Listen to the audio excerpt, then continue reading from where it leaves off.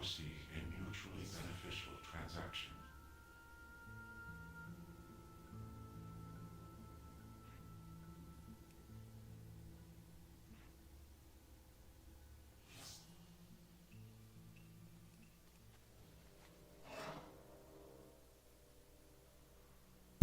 I'm guessing at 40 I get epic flying. I'm not sure how that works nowadays. Um, what I was gonna think to say is, can you still live stream on Twitter? I paid $8, but I don't think I can. I think I can upload 1080p videos, but I'm not a TV show, so I don't really do that very often. Um, I'm not Tucker Carlson. I don't have Fox News on my side making me videos and stuff to post every day. I don't have the resources for that. I mean, sure, I could set up on my webcam and press record and start talking um, on my OBS and then upload it, but I don't really want to do that. I'd rather be live on Twitter, like I used to do, but I can always do.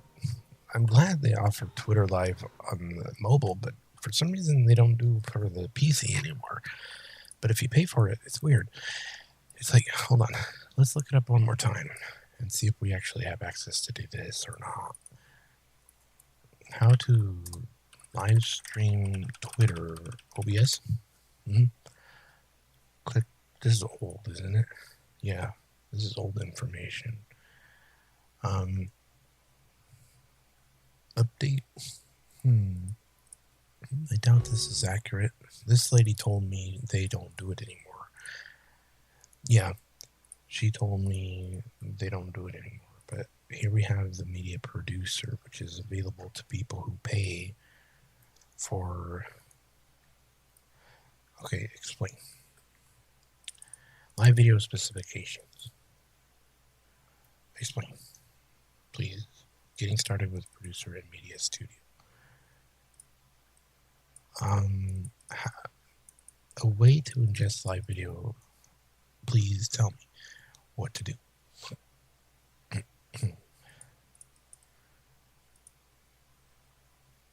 um, where do you get that? Join live on Twitter using RTMP.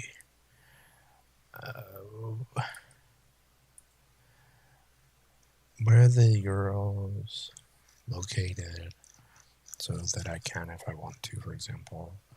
I mean, I don't have to. I mean, I can just link my YouTube. It's fine. But let's go back to Twitter and see if we can find that URL. Creator Studio is not available. Twitter Professional, Premium Preferences, Monetization, Connect. Blue? Go to Blue. Do you have Verify? No. Do you have a blue check mark? Yeah. Actually, thank you. I'm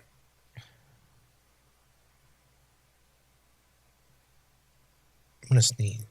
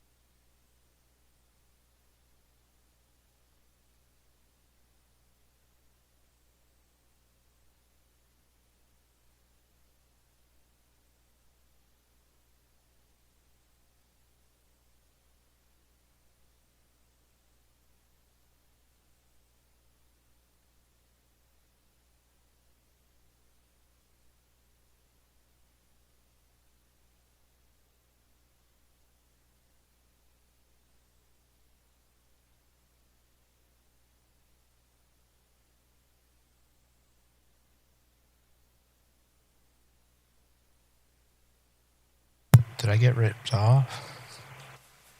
They told me to verify, and then you can access Media Studio. Oh. Okay. Then what, though? You got a producer? Oh, I was sick. You can do this again now? Yeah, I think so, Dan. Because you pay for it. Oh, sick. That's cool. We'll find out. Yeah. Oh, sick. Yeah. I think we can. Just wait for a minute. Be patient. All you gotta do is type in. It's not easy to access. Yeah. Create broadcast. Settings. Broadcasting. Cool. I think I can do it again. Yeah, ma. You better pay for it, though. I know, right? Yeah, we can do this. We got the stream key and everything. All right. I'll be back on there then. But I don't know how to access it without just typing in /studio Twitter. Right. I think they wanted to cut down on the amount of people using it, probably because it takes up a lot of hard drive space, to be honest. It'll take up your freaking whole server real quick because they do 1080p videos. And people just like spam their videos all day long and stuff like that. But hey, now we pay for it, so it's okay. Yeah. So if it works, I'm happy. I'll keep paying for that subscription. But I have one problem.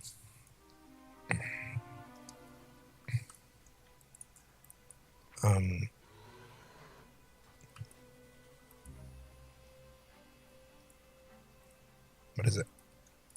I have to buy this expansion, and it's going to be like $49, and I only get $80 a month. So it's going to be like, okay, hold on. I'm already negative $8. Let's be honest. Okay. Calculator. All right. So let's say I get $80, right? And then I subtract $8 minus like $5 other dollars because I have like a put money in the bank fee, and then subtract 49, and then subtract that $8. I don't even have enough to pay for the WoW time. So we'll see what happens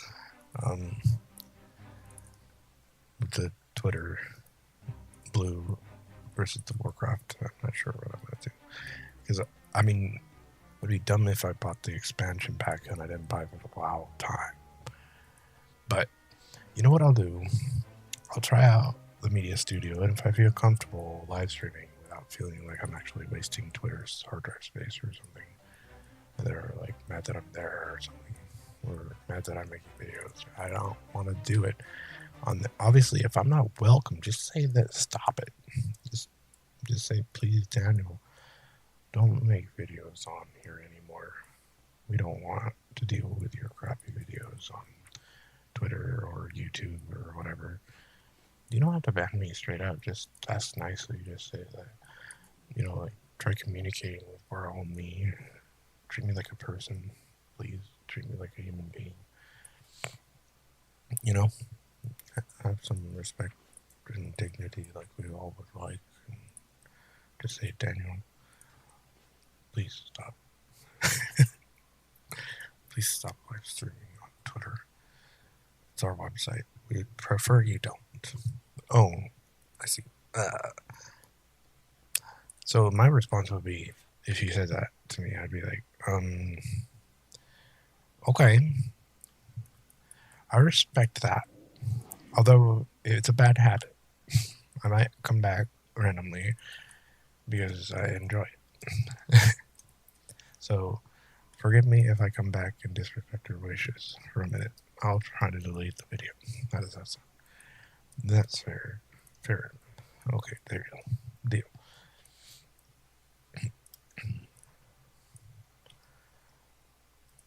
Because, like, honestly, I get into a bad habit of just pressing the like button a lot. I like to do it.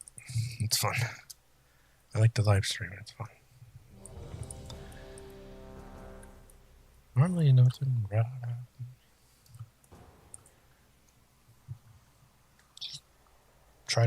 try to make content. I don't know what I'm doing.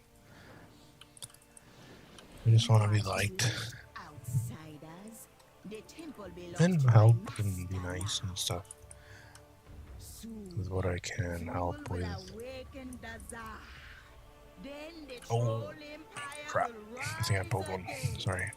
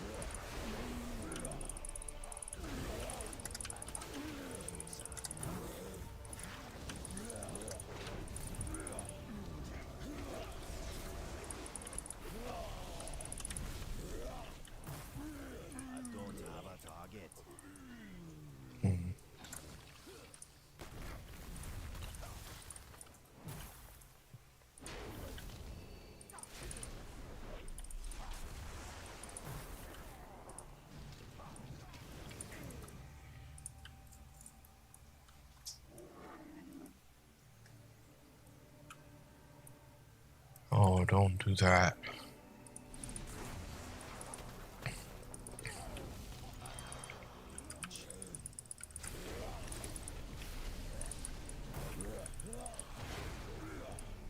Oh, I messed up again.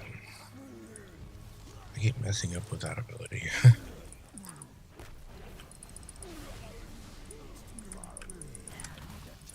Oh, good job. The ping troll sound led to his leveling up. It's kind of funny.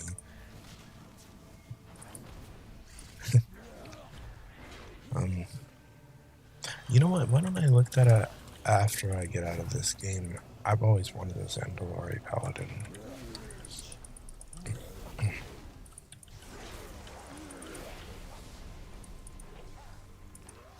I messed up again. 1, 2, 3, do it.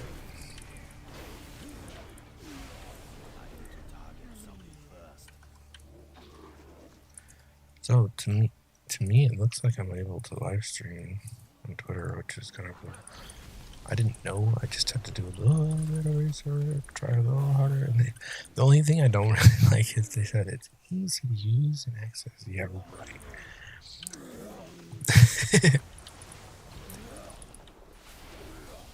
That was obviously they're being cheeky about it, I think. Yeah. It took a lot of work to figure out in the first place. Like, I remember when I first found out how to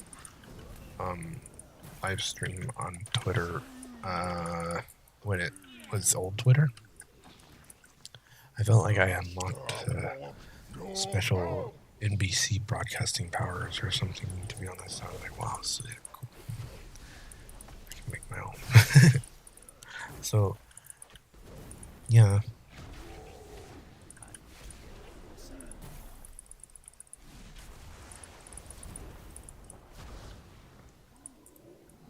So that's what I did.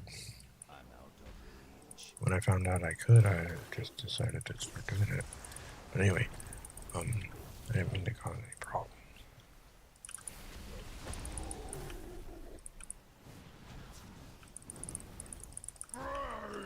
You die with me!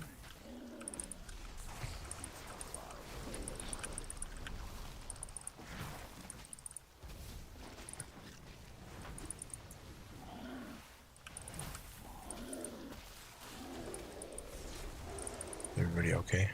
I want to help this person? Yeah. Why don't you help all? And yourself.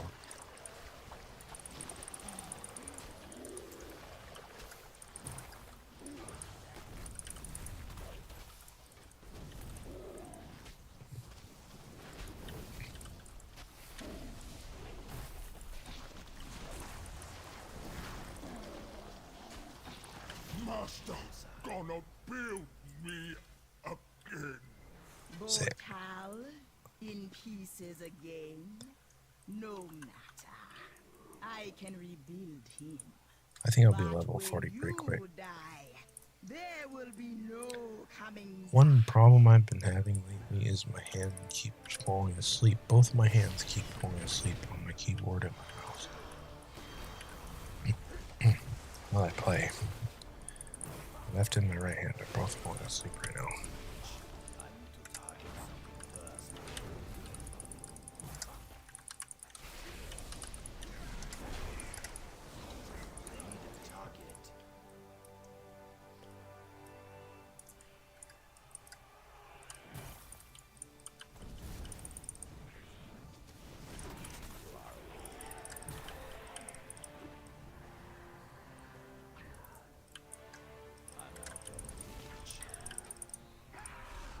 Oh.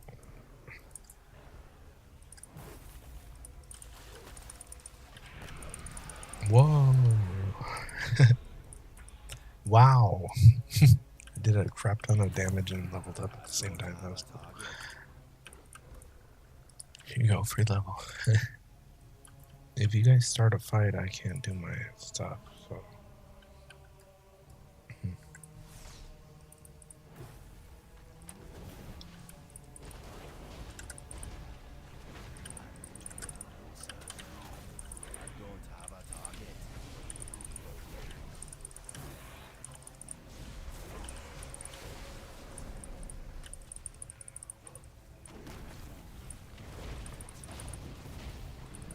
I can't compete with that mage, though.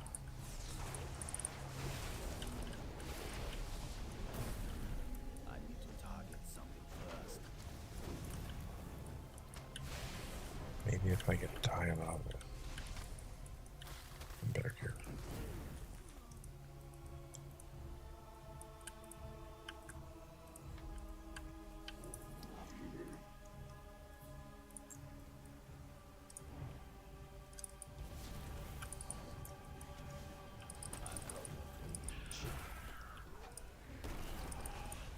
Whoa. I did that thing again. That ability is so strong. Do not waste.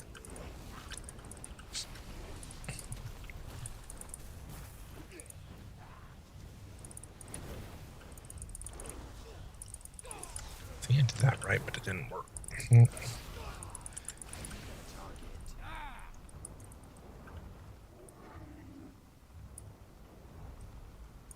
Here, I'll help you guys or something.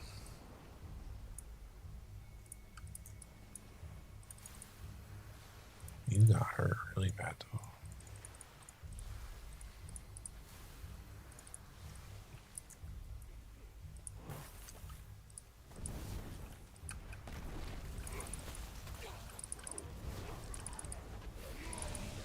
Okay, check this out. Does it work? Yeah, that worked.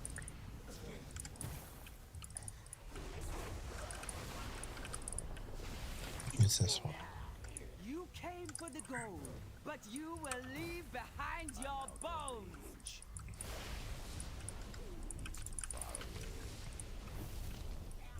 Ataldazar's power flows through me.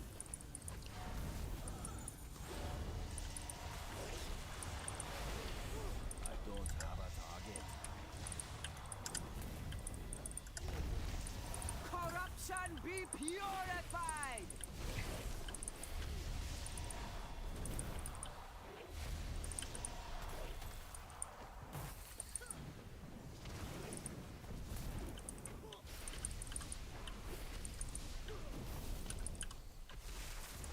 Ataldazar's power flows through me.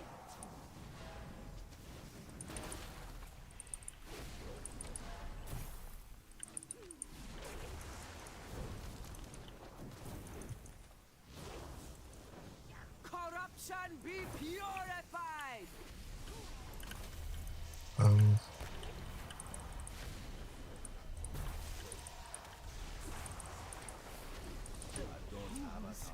It's hard. Must Ow.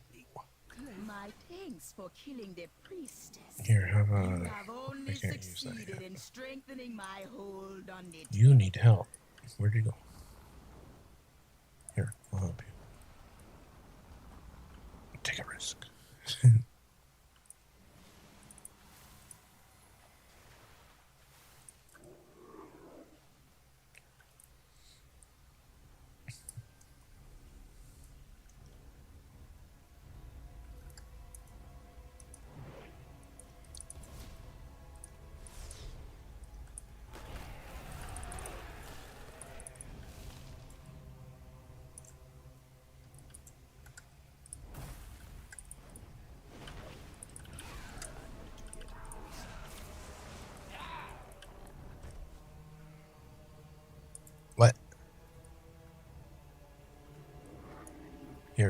use water walking. You'll be fine.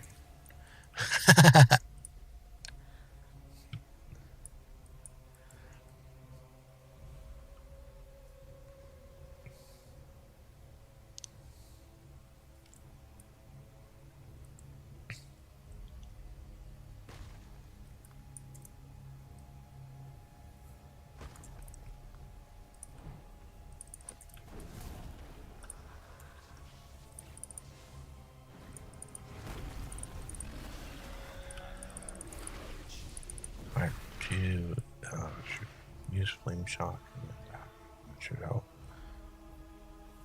Okay. If they will get back into their position, yes, they'll be fine.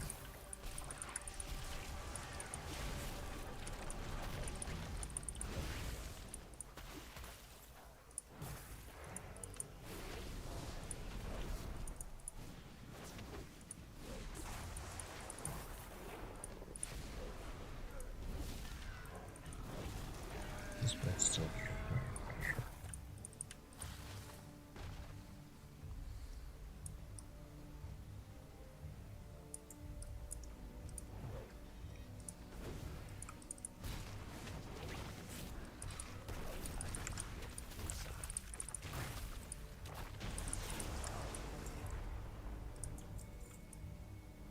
Rezan was a powerful Loa. Perhaps you will make a worthy sacrifice for Zul. We're not going to listen to Rebecca Planche. Right. So I would put the price somewhere around $3,200. Okay, well, I appreciate you coming down. Happy to help. Appreciate it. Thank you. Thank you. Well, I gotta say, this rarely ever happens, but you came in and you asked for $2,500, and I'm more than comfortable giving you that. So, you want to make a deal at $2,500? We have a deal. We have a deal. One condition. All right. What'd you pay for it at the thrift store? $1? $1. Right around the corner, selling a little red chip. Thank you so Thank you very much. much. I was actually a bit disappointed because I came to negotiate today, but since I got the price I was asking, I'm thrilled. How you doing today? Oh, pretty good. What's that? This is something you've probably not had in here before. Okay. This is a 1940s Lady Bountiful breast enlargement kit. A little creepy.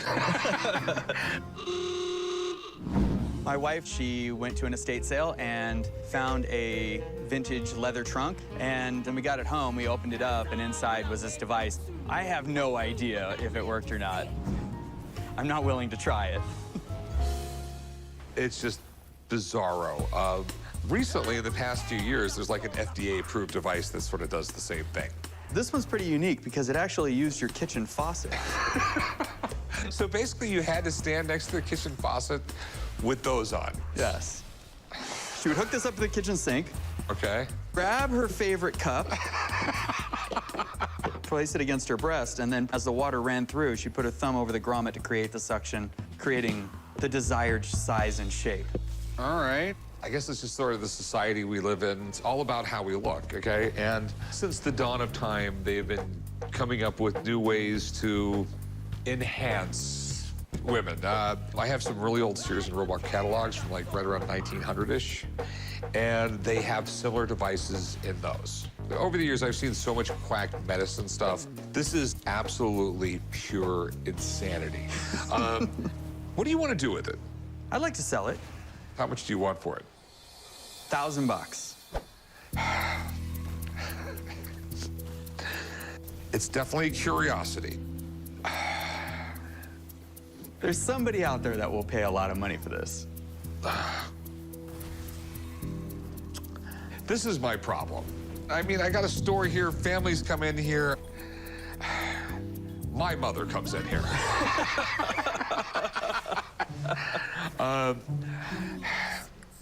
There is a market for this, but it's not for me.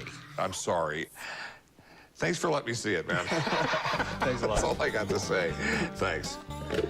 It sucks he didn't make me an offer, but I knew it'd be hit or miss. I think he's afraid of having it in the shop and his mom finding out.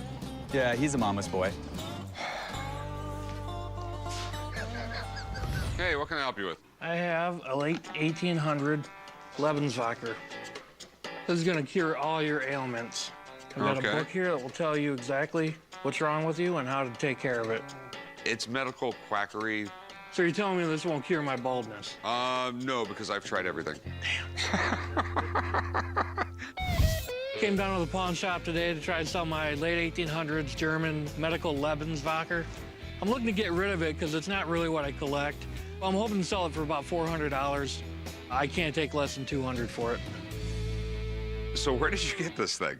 I found it at an estate sale. It's got a grouping of needles. Things like this were really common in the 1800s. There was no Food and Drug Administration. Doctors were more or less allowed to do anything to you.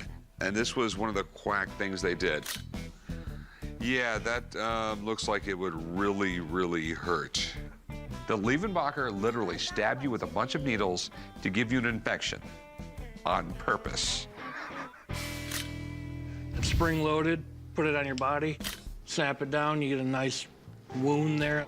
And the thinking was that it would draw the poisons from any other infection or illness out of you. All right. This thing is crazy. It seems more like a torture device than a medical instrument. There's a big market for 19th century medical devices. The hokier, the better. How much did you want for it? I was thinking $400. I'll tell you what. I'll give you $200 for it. Can't do it for $200. $350. That's what I'll get out of it if I'm lucky. $250. Every time I get something weird like this, it takes me a while to sell it. It's neat, but it's not $350 neat.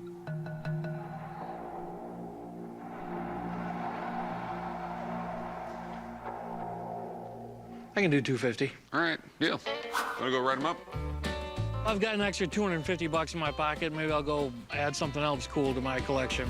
Yeah, how can I help you? I brought a big, heavy piece of iron in for you to look at. Okay, a piece of iron? It's a medical device, antique. Okay, bring it around to my back gate. I'll take a look at it there. All right. Come on, chum. Times like this make me really happy that we have a space behind the shop. So when those really large items come in, I have a place to look at them. So this is it, huh? Where did you get an iron lung? A what? It's an iron lung. It is a negative pressure ventilator, also known as an iron lung. I got this at my friend's construction yard. There is essentially no information available about value for an iron lung. What I do know is that it is a very important historical medical device, and it's worth something. Looks like you could lay inside that one. Well, that's what they were designed to. When people develop polio or some other diseases, it caused paralysis of your chest muscles, so therefore you couldn't breathe. So you would lay in that thing, and basically it would suck the air out, which would make your chest expand. And then they would let the air back in, and your chest would go down. And it would help you breathe when you were going through certain diseases. The iron lung was a huge lifesaver. It might look barbaric by today's standards, but back in the 1930s, it was high tech. Do you mind if I take a closer look at it? Go ahead. The porthole still open up? Yes, sir. Yeah, I can't imagine living in this thing. And some people lived in these things for years and years and years. It's basically there except for the glass. All the soft parts are gone. The hard parts are all there. And the bed is in there, which looks like a really uncomfortable bed. This iron lung is pretty amazing. It really shows you how much medical technology has come in the past 80 years. But finding a buyer for this is going to be a problem. It's huge and kind of creepy. How much were you looking to get out of it? $100,000.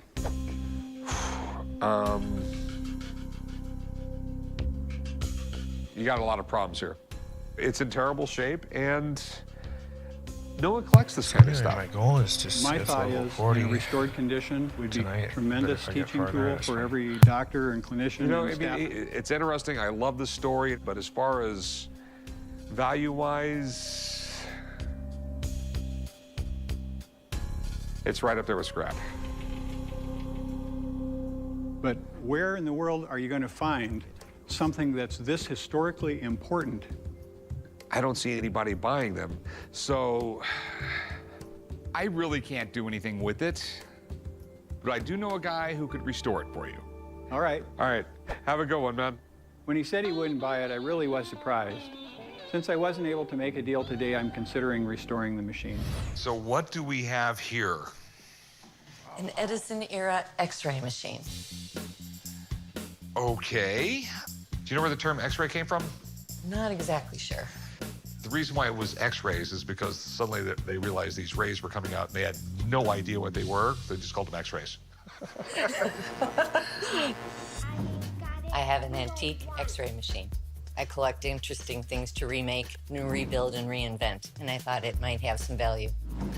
If I'm able to make a sale, I will put it towards buying a plasma cutter. I like to work with metal. That's really cool. So where did you get this thing? It was found by a friend in a shed, packed full of stuff. So it's probably was stored for decades. Do you know much about it? I know a little bit, Okay. but not a lot. So the guy who invented X-rays, his name was Röntgen. He was the first guy ever to get a Nobel Prize in physics. Okay. He was a really famous professor. He had tons of experiments, electrical experiments, and eventually he figured out a process to get a good X-ray on a human being, which was just a massive medical advance. This thing sort of solved a lot of problems. A lot of different things they used it for. Not only for medicine, but for metallurgy. During World War II, some of these planes, they could X-ray the welds, make sure everything was done right, plus a lot of different scientific experiments and things like that. They were X-raying mummies, so they could see what's inside the mummies. Woohoo! And so, is this all you have of it? This is all I have of it. Okay, what do we got here, right here? All right, so, General Electric X-ray Corporation didn't start until the 1930s. This is probably 1940s, World War II-ish. By that time, they knew the X-rays weren't good for you. And you don't have the main part. I don't have the main part that probably took Okay, the you don't have the actual giant X-ray tube, the CRT. No, do not. It's a cathode ray tube, which is sort of crazy because your TV back in the day, you know, the big box TVs, those were cathode ray tubes, but they just had phosphorus in there that caught all the electrons. But if you took that off, you had an X-ray machine. If you take the phosphorus away, you just have X-rays blasting in your face. This is interesting. The problem is you don't have all the parts. Yeah, I know. How much did you want for it? I was looking to get $1,200. Okay. A lot of people buy these for the tubes and the parts. The most expensive part is the X-ray tube. That's not here. That's not here. And basically, since you don't have it all here and you don't have the very most expensive part, it's basically worthless. Put it on the internet for sale, start it at an auction at zero, and be happy for everything you get. Have a nice day. Thank you.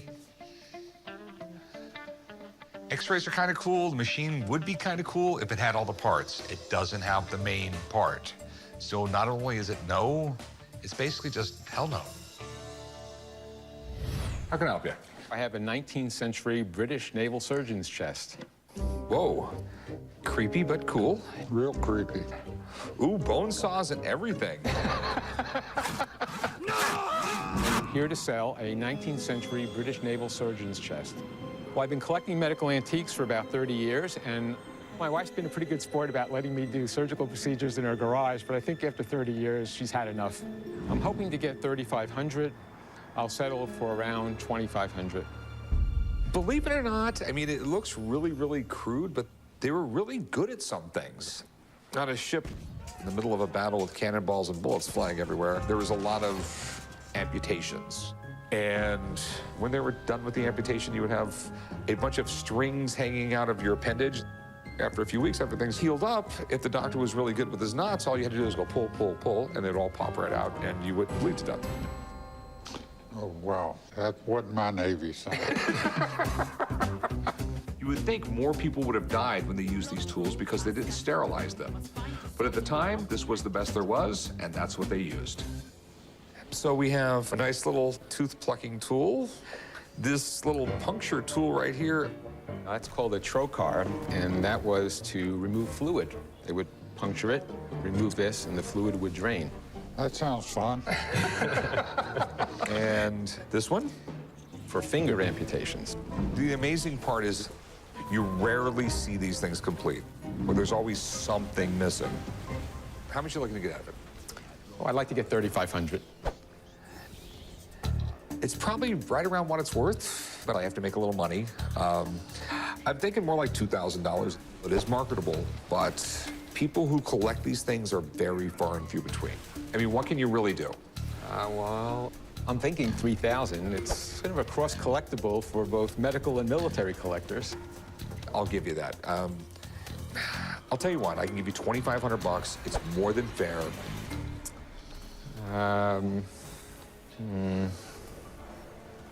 Okay, I'll do $2,500. Okay, $2,500. I'll meet you right up front. Hey, I paid $900 when I bought it, so I think I did pretty well on it. Hello. Hi. So what do we have here? This is, I believe, a World War I era blood pressure machine.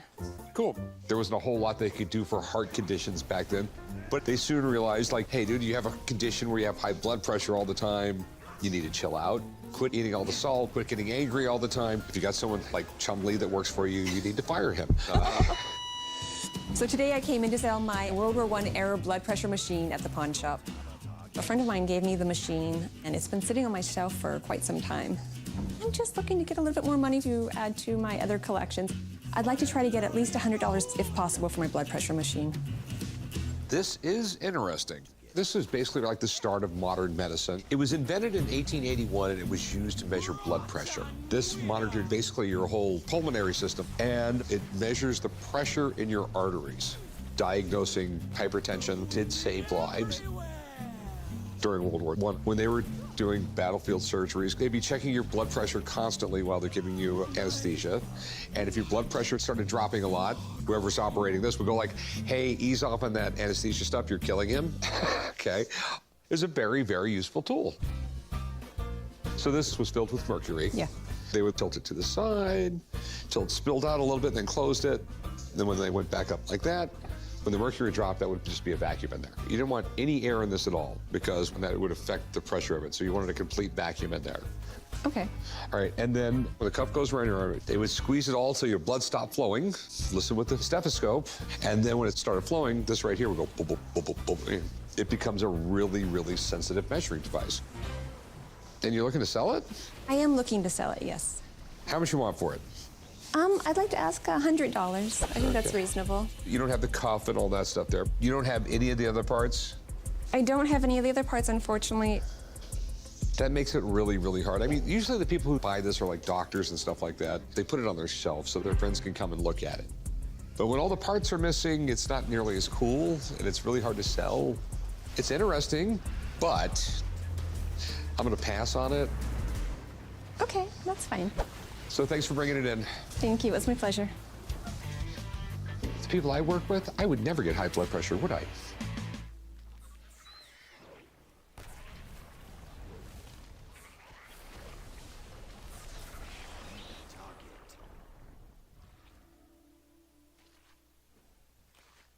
I don't have a target. I'm out of reach.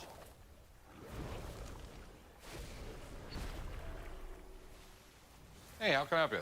I'd like to try and sell this Colt revolver. This is cool.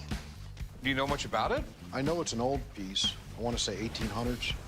This is a very early Colt single-action army. This is 1870s, and everyone wanted them. And they also had the world's greatest advertising campaign. God made all men, and Colt made them all equal. I came down to the pawn shop today to sell my Colt revolver. I don't know much about Colt revolvers. Mine looks old, and I'm hoping it's worth a lot of money. If I'm able to sell the revolver today, I'll probably just take the family on vacation, maybe a cruise or something. The Colt single-action army really was just incredibly revolutionary. I mean, this was the most high-tech thing around in the 1870s. Before this, it was, you've seen the old movies, them, packing the guns with gunpowder and putting a ball in this. This had cartridges. This was super accurate. This had interchangeable parts. This shot straight. It didn't break. I mean, it was just a high quality gun. And this is an incredible set of grips. You have a Federal Eagle here. You have the shield, the lances. These were twice as much money as any other comparable gun to them. This is the dream gun of every Colt collector. If you have ever seen a Western, you've seen this gun. I want this thing, I want this thing, I want this thing. But I have to make sure everything checks out. So where did you get this thing? I'm a bail bondsman, and somebody put it up for collateral, and they never paid off the bond, so they surrendered it. There's an appraisal on it. I took it in for $25,000. That's what they owe. That's what I'd like to get. Okay. And they're saying an obvious factory reversal of the numbers. It's often the case with arms engraved and nickeled. So you want $25,000 for this? Yeah. Do you mind if I have someone take a look at this thing? I mean, I just have a lot of questions on the gun. I mean, it's really weird that you have 2 serial numbers on the gun, but if everything checks out, maybe we can make a deal. Great. Okay?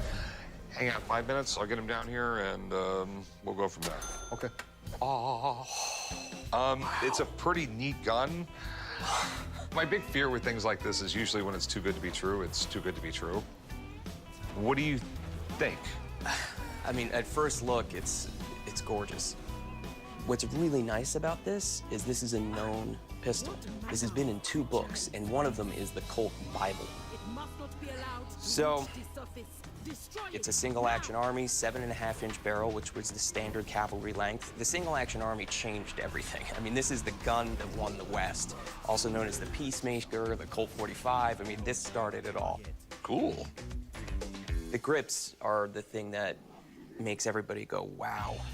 You see this here, this high relief, these are Civil War scenes. Colt didn't make that grip. There was a retailer, the largest retailer of firearms in the United States was Schuler, Hartley, and Graham. This style grip is extremely rare. You see it more on older pistols, percussion pistols, but on a single-action Army, this grip is, these are hen's teeth. All right. But there's some really weirdness with the serial numbers. Most Colt collectors go, I want all matching serial numbers. But I think it's a pretty fair assessment to say, look, these were hand-stamped. They were making them thousands and shipping them out, and that could just be a simple mistake. It could drive the value down a bit, but there's so much right about this beautiful gun that, you know, for me, I would still want it. So we have an 1876 really fancy Colt. You got a piece of magic here. Okay. So what is this piece of magic worth? I would say that at auction, I would safely guess that this would sell for $35,000. If it went above 50, it wouldn't really surprise me. Wow. I was thinking it was going to be a little bit less than that, but I'm not surprised. I mean, it's a beautiful piece. Okay, well, thanks, man. You're welcome. Appreciate it. Okay. Thank you. This gun is an excellent buy for the shop. The model is known as the Peacemaker, but if Rick can get a good deal, it'll be known as the Moneymaker. All right, so 25, no problem. Amy, what's your best price? You give me $40,000, I walk out the door. No, if at 40,000, you're walking out the door with the gun. Even though you can sell this for 55, 60,000 here. No, he says maybe. 35. I go 26. 27,500. Gun's yours.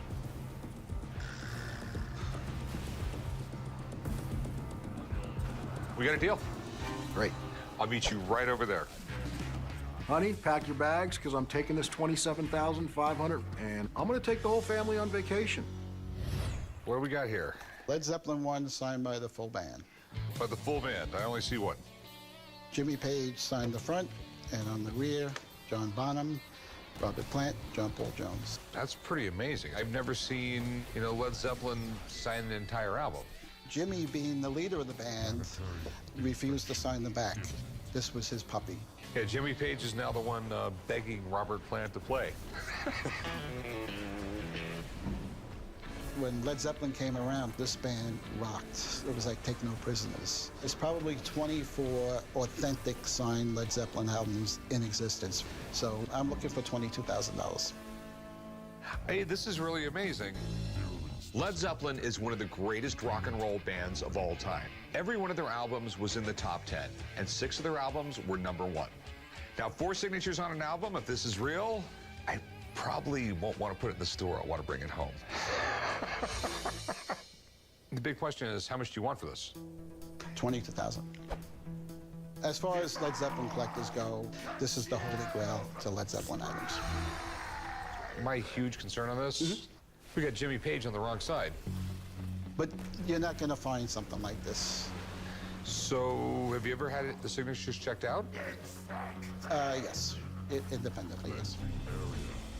Let me call up my friend, take a look at it. Of course. He really knows his stuff, so hang out for a few minutes. Sure. I'm going to go give him a call. Maybe we can do something. Yeah. I understand an expert being brought in, but I don't buy things that I have doubts about.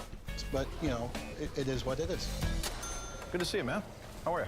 Doing good. Good. How you doing? Nice to see you. This is it. This is what I called you about. The greatest rock band of all time. Yes, they are. They're the guys who really, you know, gave everybody else their inspiration. Well, trying to put together a signed Led Zeppelin album is really difficult. John Bonham died in 1980.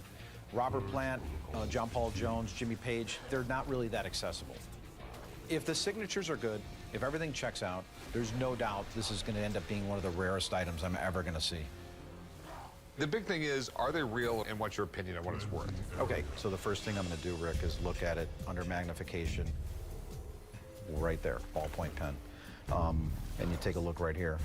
Oxidized, it's a little older, you know, you could tell. Nice aged ink. So we know we've got live ink on here. That's a great sign. The next thing I want to do is take a look at the examples I have on file. The Robert Plant signature is something I take a look at all the time. He would just flow through the signature. He had this big R, and then the rest would just become all a big flow. But I want to go back to the bottom signature. Whole name is connected. And he's doing the same thing here. John Paul Jones, probably the nicest signature in the band. The last one I want to take a look at, the Jimmy Page. And that, again, is just all over the board, but I love this flow and spontaneity. Okay, so it's all legit. Based on everything I've seen, absolutely no doubt this is the real deal. Sweet. And what do you think it's worth? It's rare as hen's teeth, okay? These things just really don't exist. The only thing that kind of bugs me a little bit is the one signature on front and the other guys on back. But with that said, I put this value right at about $10,000 to $12,000. Okay. Way off.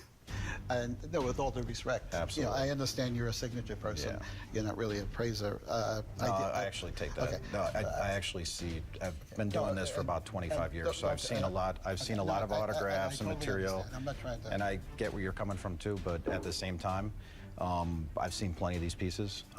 Yeah, I've done a lot of research on these through the years. Okay, I respect your opinion, but you know, we all have opinions. You do realize that Jimmy signed. The reason why Jimmy didn't follow suit with the other 3 is because this was his baby, this album. He signed Absolutely. up front. Exactly. I'm not actually discounting any of that stuff. Right. One second. I'm not discounting any of that stuff. I would tell you this much, that if you told that to the average person, they're not going to care. They want them all on the back. Thanks, man. Yep. Good luck. Thank you. Okay, nice talking to you. Yep. Cheers. If I'm a collector, and if I'm someone looking to buy a high-end collectible, and especially to spend a huge amount of money, I'm going to want all those signatures to be together and be displayable.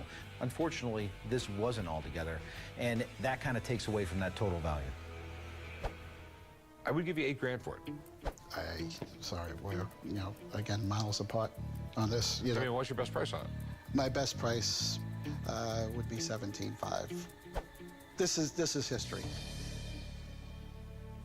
Yeah, I mean, I'd go $8,500, but... I'm sorry. You know, okay. I appreciate the offer. Okay, well, if you change your mind, come back. The offer's open. Have a nice day. Thanks for coming in. You too. Thank you. People are naive. It's opinions. Everybody has opinions. This will sell. I have no problem selling. I just think that they really need people that know what the hell they're talking about. I know what the I'm talking about. This guy is an ass. Hey, how can I help Hey, you? look, I have a coin I think you might be interested in. Okay. It's a steel penny. Are you familiar with those? Yes, I am. Whoa. It's a 1944 steel penny. That is really neat. I know there's less than 100 of them in existence. From my research, there's less than 30 that exist. Okay. You know, I own a pawn shop and I deal in a gazillion different things, so I can't know everything, even though my kids tell me I'm a know-it-all. I'm coming to the pawn shop today to sell a 1944 steel penny. This is a very rare coin. It was given to me as a gift for my 70th birthday. I know I don't look 70 years old, but I am as old as this coin. It's amazing. This is a really, really weird coin. This coin isn't supposed to exist. It was... That's correct. You know, World War II happens along. I mean, just everything was rationed. Bacon was rationed. And, you know, the U.S. government came along and says, hey, you know, we make tens of millions of pennies every year. Basically told the U.S. Mint, you have to make cents out of something else because copper is a war metal. So they started making, you know, the cents during 1943 out of steel that were zinc plated, and everyone absolutely hated them. People were confusing the steel cent for a nickel or a dime. So in 44, we stopped making the steel pennies. But when you're making tens of millions of cents, you know, there were steel bends and stuff like that, and they think that like some of the blanks got like stuck in the corners and things like that. And when they were pouring them out into the machines, a few of these got made. This coin is one of the great mistakes of the U.S. Mint. And in general, when the United States Mint makes a mistake on a coin, that coin is going to be worth a lot of money. How much are you asking for this? $102,000. Whoa. I am going to call in a friend, look this thing over 100%. You know what I mean? For 102%. 102%, yeah. This is pretty amazing. These 1944 steel cents and the 1943 copper cents are probably the most famous errors of the 20th century from the United States Mint. And you would not believe how many people have dug through mounds and mounds of pocket change trying to find one of these. Because if you find one, it's a gold mine, and we're looking at one of them right now. Yes, you are, yes. So how many of those actually got out into circulation? Well, that's a big question because these were struck at all three mints, Philadelphia, Denver, and San Francisco. They struck, it was something like 2 billion cents in 43 and 44 at the three mints. And the total population of off-metal strikes is about 60. And most of them were struck at Philadelphia, like this one. Okay. May represent something like half the known population. However, it's still a rare coin. Yeah, and there's only 30 of them out of a couple billion. That makes it pretty rare. It's a very rare coin. So what do you think this would go for? Approximately $30,000. And that seems awfully low to me. It's a public auction, both of them. That's okay, but you don't necessarily have to bring this coin to a public auction. No, but public auctions are actually where the most realistic prices are set because every major collector in the world gets those catalogs because these are high-profile auctions. There's many sites that value that coin a lot higher than that number. But the auctions are very clear in determining the value of these coins. Okay. All right. Have a good one, Dave. All righty. Thanks.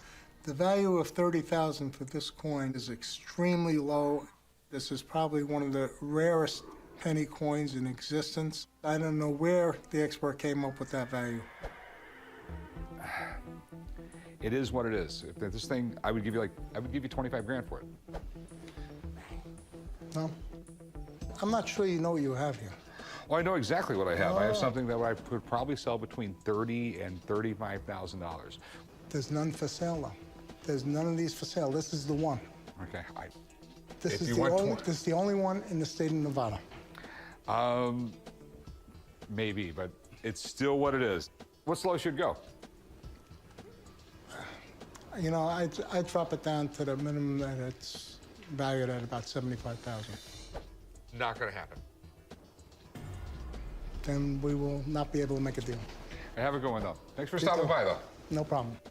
I think the offer of $25,000 is ridiculously low, but I'll just keep it in the family, and somebody eventually will sell it for a lot more than I'm being offered today. How can I help you? I have an antique Chinese fingernail guard. Oh, you're gonna poke someone's eye out. Be careful. Better be nice. Let me see here. Doesn't really fit me, but what better way to let them know how high class you are by It's your style. not so tacky, long silver fingernail. Oh, this is pretty cool. You don't know like where it's from or anything? It's from China, and I think that it's the Manchurian era. Yeah, it does go all the way back to there. And this is exactly what the women would have wore, who were, high class, and they wanted everyone to know. Yeah. This is silver, so... It's beautiful. Yes, they wore these to show they didn't have to do manual labor, to show that they had servants. And I guess the longer your nail was, the more servants you had and the less manual labor you had to do. So I don't even think this lady had to get her own glass of water. Probably not. Fingernail guards were worn to protect the long fingernails of the elite during the Qing dynasty. This is a pretty amazing artifact from the time period, and I definitely want to make a deal. Plus, maybe I can get some use out of it and convince Rick I shouldn't have to work. I wouldn't want to break a nail. What were you trying to do with it? I'd like to sell it. How much are you looking to get for it? I would like to get $250 for it. Would you go $100 on it? No, I don't think I could go $100 on that. That's... I mean, it's beautiful. Look at all the workmanship on it. Would you go 200 on it? Would you go 240 on it? You know what? I think I'll buy it from you. Just hopefully my boss will be proud of me. Okay, good deal. All right, let's go write it up. Okay, great. Yo, check this out. What is that? What do you mean, what is this? It's a finger guard. Is it for picking your nose or something? Rich ladies wear them so they don't have to do any work around the house. So I was thinking about wearing it so I don't have to do any work around here. Where's it from? It's from China. It's for ancient empresses in China. How can you tell that? Because I know it. I've seen them before in a book. Now I know you're lying. Well, the internet, same thing. How do you know it wasn't made yesterday? When you've been around as long as me, you just know. How much did you spend on it again? $240. So, since you didn't ask me before you bought it, I'm sure you called Phineas. Why would I call Phineas? Did he even ask you about it? This is the first I'm hearing of it. Corey don't know anything about this. Neither do you. That's why you should have called Phineas. I know I made a good deal on it, that's for sure. Stop waving it around. It's really creepy. Will you go call Phineas and tell him to come by and take a look at it? I guess I can. I think that's broken. Yeah. Is that Phineas? Hey, how you doing, Chumley? Woo! What's up, man? Wow, that's quite a fingernail you got. But, check it out. Wow, this is amazing. Told you. Rick thinks I messed up. Well, I find this very interesting because it comes from a period in China's history. Boom, China. And this was worn by people in the court who absolutely did not want to lift a finger to do anything. So can you imagine? This is just one finger. That's what I said to him. Sorry to cut you off, Phineas. They had one of these for every single finger. It's rare that this is in silver. Silver was, almost more precious than gold, which would make me feel this could be a very special one, probably very, very high-ranking court official, maybe Chushi herself. Boom. Score really for Chum. Amazing. Don't leave me hanging. It's pretty. I mean, I just don't know what it's worth. Well, I'll tell you. Did you get a good price? $240. $240. Well, I'm gonna say probably bidding in the right kind of auction house. It could go to $750. $750! That's $500 profit. Just admit that I know what I'm doing. I'm gonna leave you two with this piece to nerd out on it. You did pretty darn good, my friend. Thank you, sir. I'm proud of you. At least someone is around here. Will you go put that away? I don't think he's gonna be doing much work in that condition, Rick. Thank you. I'm worried. I don't know how you do it. Everyone's got their burden. Hey, how's it going? Good. So what do you have here? Pennsylvania oil field, 1870s, 1880s, wooden barrel with gargoyle advertising. It's really, really cool because most of these were returned for their deposit. It's also weird to me that That's called a bunghole, by the way. Aye. You know, I had to say it. That's what that's called. That's called a, you know. Yes, it is. It is a bung. I came to the pawn shop today to try to sell my Pennsylvania oil field wooden barrel with gargoyle advertising on it. In my opinion, it's one of a kind. I've done 7 years of research and cannot find anything equal. I'm hoping to get, 50 grand out of this thing. Who knows? I mean, it's deeply cool. You know, the world was basically dark before 1859 when they found oil in Pennsylvania. They didn't have pipelines or anything yet, and they didn't have steel barrels or anything, so this is what everything was transported in. So when you went down to your local store, you would have a rack of oil there, and that's why this would be out like this, and you buy a gallon. This is the Vacuum Oil Company, and you have the gargoyle here. The Vacuum Oil Company didn't start using the Mobil Oil logo till 1899. So we know it's right around that time. Vacuum Oil Company eventually became Mobil. Yep. Which is now the biggest oil company in the world. Right, right. So, I mean, it's a really neat piece of history. You don't see a lot of these anymore. It's the only one I could find. How much do you want for it? You only get one of these a lifetime, in my opinion. I'm gonna tell you 50 grand. That's a start, you know? Yeah, Hey, that's definitely a start. Well, hey. We all got to start somewhere. That's right. I think you're asking way too much. Okay. You're not gonna hurt my feelings. I'd give you $1,000 for it. I mean, it takes up real estate, dude. I mean, it's super cool, but I got to resell it. I'll tell you what, 2 grand, it's yours. It's worth every penny, you know that. Can we meet in the middle of $1,500? I'm in. Sweet. This is That's cool. Let's go do some paperwork. I'll have my Yes, guys sir. grab it. Okay. I'm settling on $1,500 because it is 10 times my money. I bought it for 150 bucks. That's a home run to me. What have you been doing? I bought a standard oil barrel. So what, it's like a 55-gallon drum or Oh, something? no, because you have to remember, an oil barrel is 42 gallons. Well, 42 American gallons. A gallon can be 2 different sizes depending on what part of the world you're in. I don't get how a gallon could be a different measurement in 2 different places. It's a gallon. Well, no, there's imperial gallons and there's U.S. gallons. No, there's gallons. No, gallons are bigger in England. Like our pint is 16 ounces, and over there, their pint is 20 ounces. Do you get it now? Yeah, no, I don't. You weigh less over there because they use kilograms. Still just as fat. Hey, Rick. Yeah? There's this motorcycle out back. You should take a look at it. Is it cool? Yeah, it's really cool. Okay.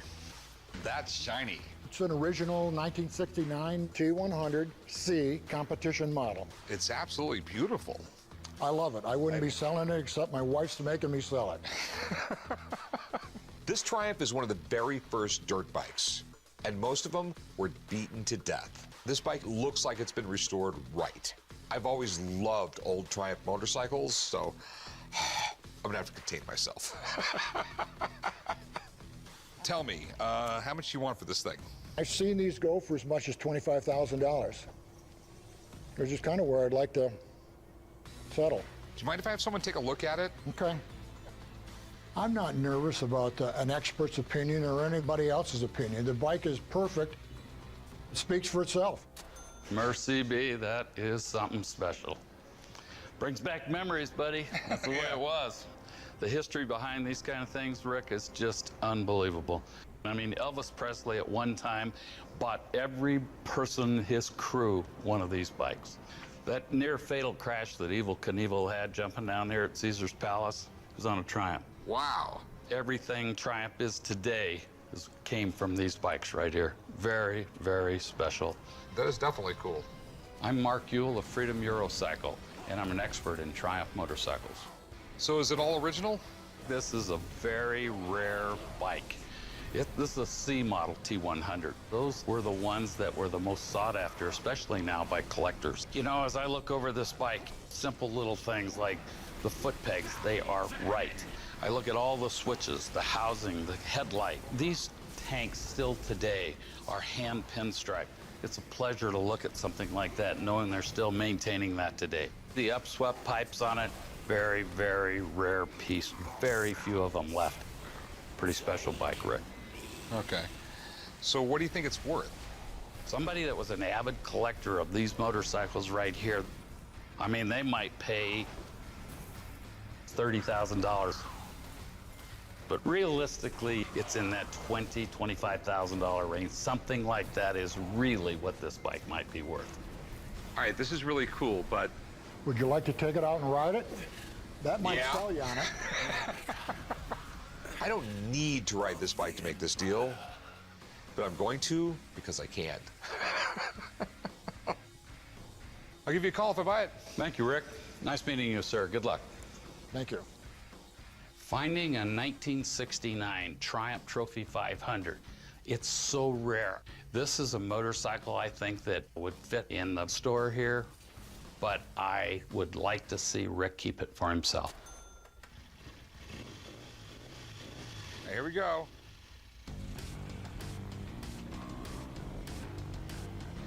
Nice. Awesome. This bike rides like a 1969 motorcycle. Actually, a little better than most 69 motorcycles. It handles all right. It doesn't have a lot of power. The suspension sucks. But damn, I look good on it. I'm in love with this bike. I really, really hope I can make a deal on this thing. What do you think? Pretty snappy? For a 69 bike, yeah. It's like a brand new bike. It is. So, Amy, what's your bottom line? I'm still talking 25. I'll give you 14 grand. Now, I'm not going to lose it for 14 grand. What is your best price? I'll come off my 25, 20 grand. I'll tell you what, I'll give you 15. I mean, it's a fair price. I mean, if you put this in an auction, you know, by the time you pay the auction fees and everything, you know what a nightmare the auctions can be. 17.5. It's a really cool bike. Don't get me wrong, but I think as far as business goes, it will be hard for me to even sell this. 15 grand's it. You drive a hard bargain, Rick. If it wasn't for my wife making me sell it, I'd stick to my guns. 15, I'll do it. Sweet. Let's go do some paperwork, man. Okay. This is great. Make my wife happy. I'm gonna settle for $15,000 for the bike, and then I'm gonna buy another motorcycle. I just hope my wife doesn't find out about it. I brought you one of the most positive and uplifting books I've ever brought you. Okay. The Dance of Death. It's a book from 1547. It is really cool. This is basically a bunch of pictures of death coming to call. Back in the 1500s, if you lived like 50 years old, you were ancient. I came into the pawn shop again to see Rick to sell my copy of the famous Dance of Death. It's magnificent in the way that the images and the text sit on the printed page. I mean, it's a book from 1547. For a book as beautiful as this, I think collectors from all walks of life are going to be interested. Oh, this is pretty amazing. It's all woodblock prints, right? Yeah, it's illustrated by woodblocks. It's actually done by Hans Holbein. He was one of the most famous artists of the Renaissance. He was the court painter to Henry VIII. It's a very interesting work. It kind of grew out of the Black Plague from the 14th century. How much do you want? Well, for the Dance of Death, I don't want to kill you over the price, but I'm looking for 10 grand for it. $10,000. You know what I do when you come in. I'm going to call Rebecca and have her come down. Oh, yeah, of course. Let me get her down here and see what she has to say. Yeah, have her look at it, though. Okay. All right, be right back. Sounds good. Thank you so much.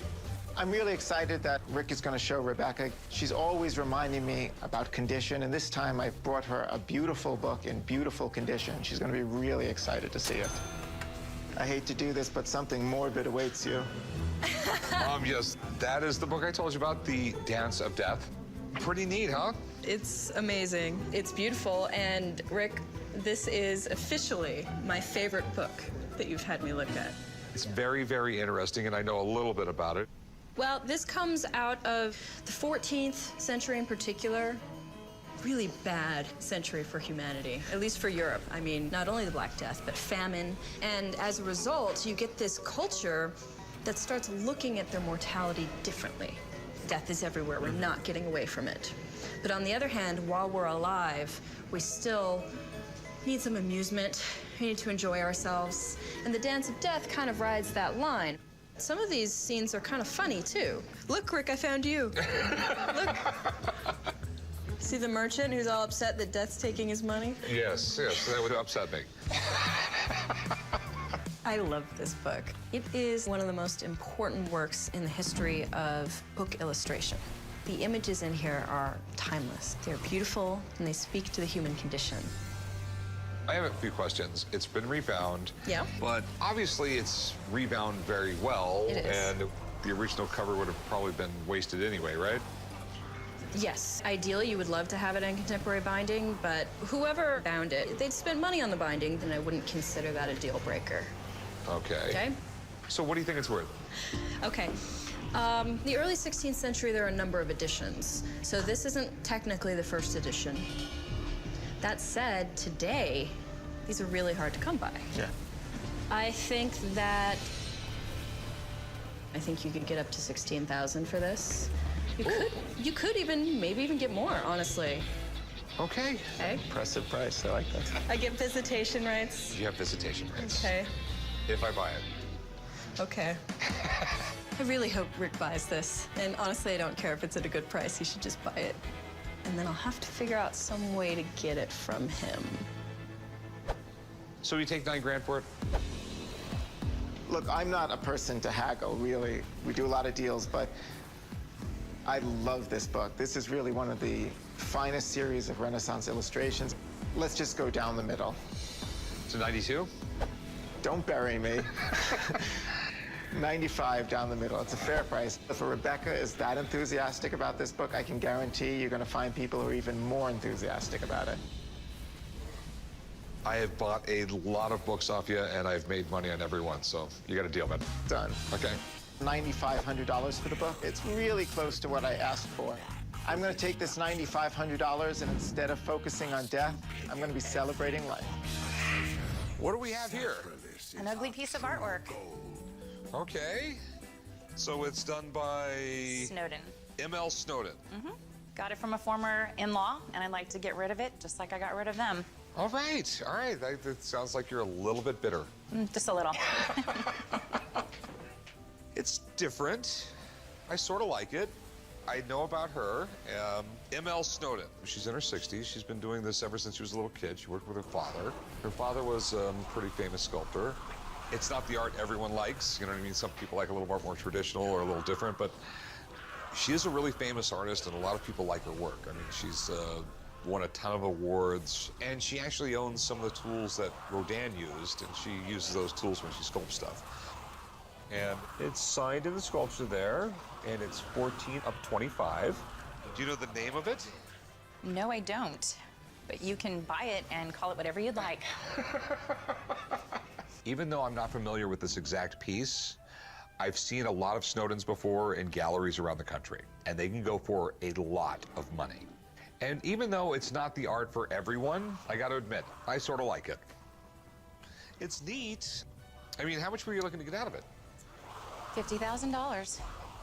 50,000.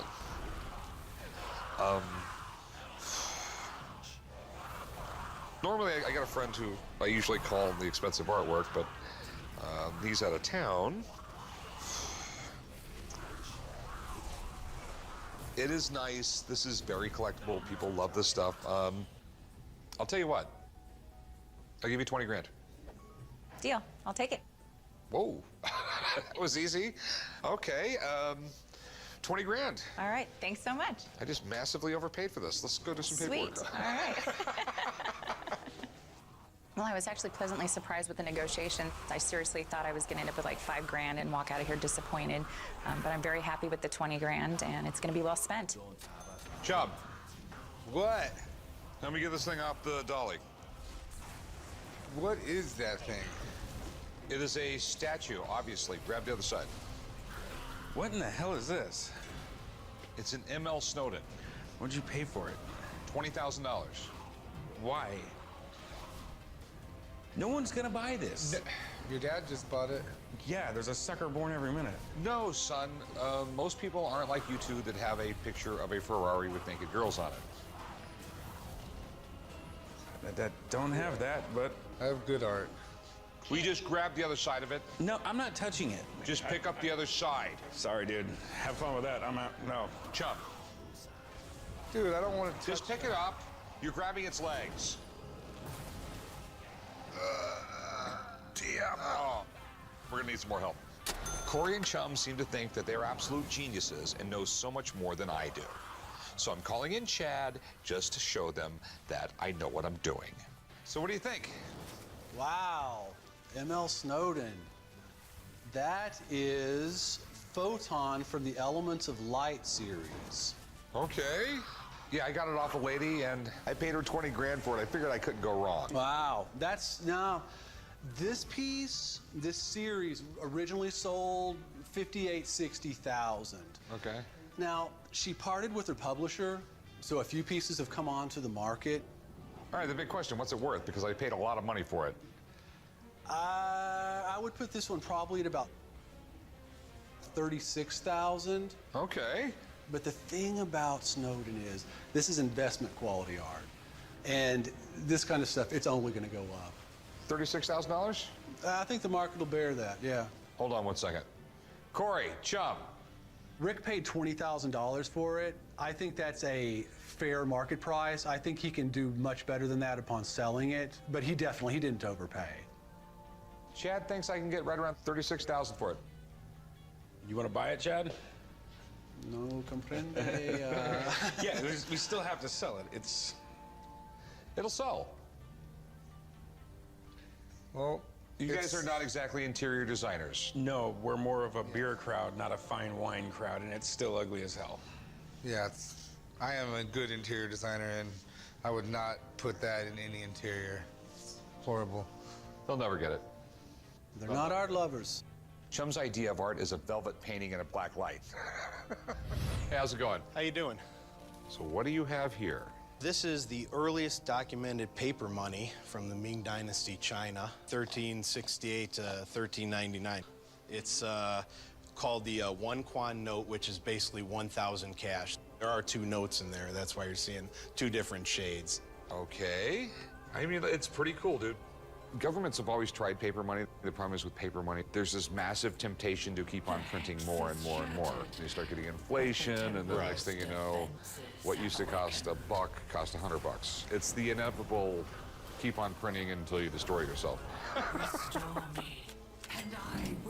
I got these notes from a seller whose brother passed away. I really appreciate Chinese currency. It's one of my favorites to collect. I would like to get, for the better condition, probably around $12,500, and the lesser condition note, probably $8,750. So how much you want for them? Well, the better condition one, $12,500. The lesser condition, $8,750. Okay. Have you had these checked out by anybody? No, I have not had checked out. Had notes checked out one time. They were gone for over 2 months. Cost a lot of money. I mean, I can call someone in to take a look at it. Definitely. You know, a lot of times when it's too good to be true, it usually is. Hold on a few minutes. I'm gonna go give him a call, and I'm gonna get Ben here. Okay. Okay. Thanks. Having an expert come in, very interested to see what he has to say. I'm strictly a collector. I have not been doing this an incredibly long time, so I'm excited to learn everything I can about these notes.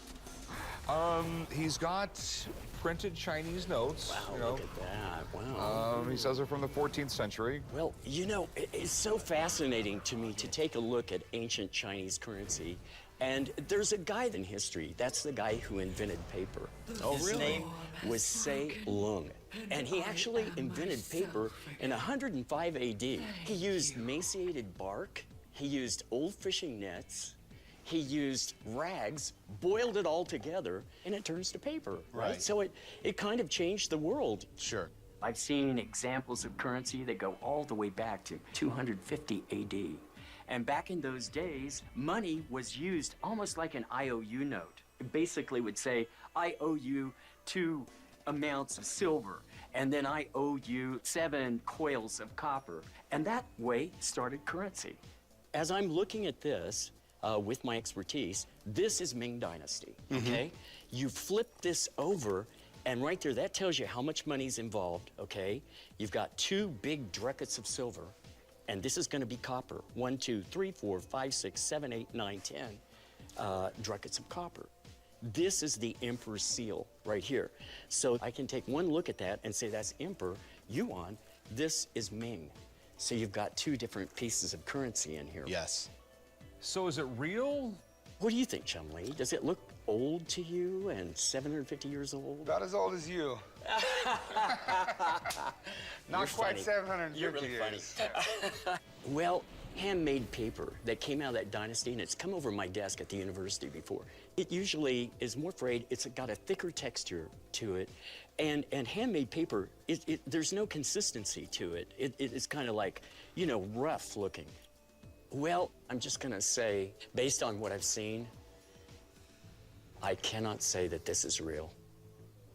It kind of looks too clean, too new to be 700 years old. I understand. All right. Okay, sir. Appreciate it. Thank you very much.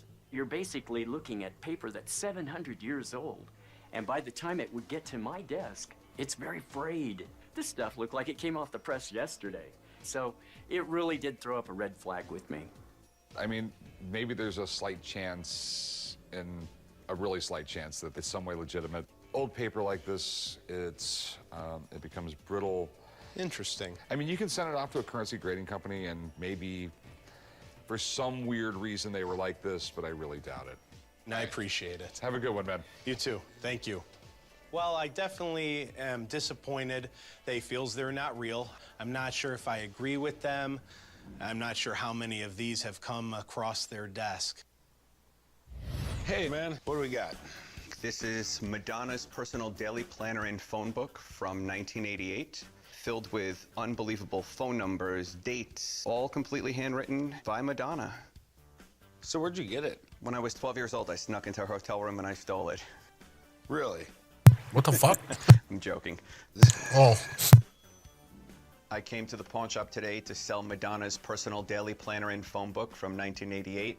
This is something I purchased at a very reputable auction house. And this item is a great Madonna artifact, but I think the time has come for me to pass this on to another diehard Madonna collector. This is really something I've never seen before. She's got music video dates and personal people's birthdays, Cher's phone numbers in there, Jane Fonda, Warren Beatty, Dennis Hopper's phone number, Bruce Willis, Pee Wee Herman, the list goes on and on. I gotta go. Did she sign it anywhere? Or her name is actually right here in the front of the book with her phone numbers that she had at the time, and you could see this is in her handwriting where it says Madonna. She's got music quotes, she's got little hearts around Sean Penn's name. She was married to Sean Penn at some point, wasn't she? She was. So it wouldn't surprise me if the two of them get back together again. I think Sean Penn has always been Madonna's true love. I don't know that much about her, but Madonna has been a huge star for decades, and a lot of people consider her the queen of pop. And she does have some mega fans out there that would pay good money for this. So how much are you looking to get for it? I'm asking $25,000 for the book. Really? Really. When it comes to something like this, I really don't even know where to start. I'm gonna give a buddy a call and have him come down and tell me if this is our handwriting, because I really don't even know what to say about this right now. I would love to see what he has to say. I'll be back. I don't feel that it requires an expert's evaluation. I know how legitimate and how great this item is. This was something I had to have. I love Madonna. I think she's amazing. Vogue, Vogue, Vogue. Madonna's day planner? Ah, cool. Obviously, Madonna's kind of a big deal. She's really difficult to get near, tough autograph. She doesn't like signing. She doesn't like people just being around her. Because of that, her value is insane. She's like one of the most valuable modern era celebrities that's still alive. All right. What are your concerns? Dude, I don't even know if it's hers. It just looks like a bunch of gibberish from a high school girl. I really don't even know what it is. This will be challenging here. The thing I have to do is, because we're not really basing it on a signature, I've got to check her handwriting. Obviously, I have to compare her writing compared to the stuff I have. She had a way of writing, a lot of lowercase letters, cursive, some printing, some block letters. I'm looking for transition points on her S, and you could see it where she wrote shirt here, and Sean, it's literally the same thing. S. And she takes her S here, and she brings it straight up. That's a positive sign. Just kind of looking for matches, and I'm looking at the 4, and looking all lowercase here, and looking literally at the same Exact letter 4. formation. Yeah. Her R's, interesting, her transitions here. Again, I see the same type of R here. You know, based on everything, though, I'm seeing here, Corey, it's from her. And it's pretty cool, if you want to know the truth. I think it's a really neat piece of memorabilia to have. Is it actually worth any money, though? Yeah, she's one of the biggest stars of all time. What's it worth?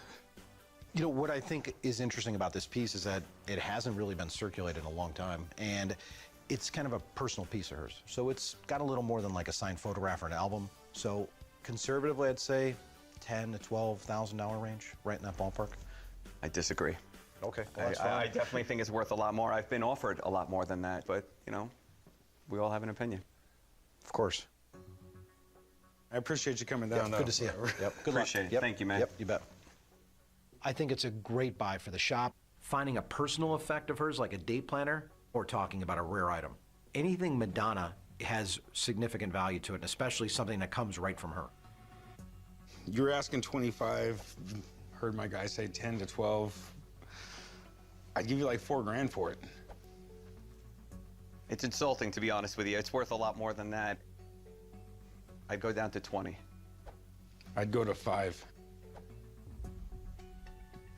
We're not gonna make a deal, are we? Listen, we all make mistakes in life. Madonna's day planner isn't gonna be one of mine, I promise. Well, we'll see what happens. I appreciate your help. Take care, man. Thanks, man. This was worth clearly over $20,000. It is an iconic piece of rock and roll music memorabilia, and his offer was insulting, but that's okay. We all make mistakes. Hey, what do we have here? Well, sir. Oh, obviously it's a gun. Figured that out. Yeah. Clever this one is. Sir, what I have today is I have the British P1871 Martini Henry short lever rifle. Okay. Very iconic rifle. This is another weird bizarro-ness with the English. You know, they were still putting bayonets on rifles and doing rifle charges in World War I when they were running into machine guns. Not a good idea to do a bayonet charge. That's the last stand. That's the last show of courage there. I initially received the rifle from my great uncle in 1990. This weapon here, I have no use for it. I'm hoping for $1,250. What I'd like to do is I have a race gun I'm trying to put together that'll provide a new mag well, new trigger system, and a new optic so I can go run a 3-gun competition. This thing is pretty cool. This was the rifle used by the most powerful army in the world.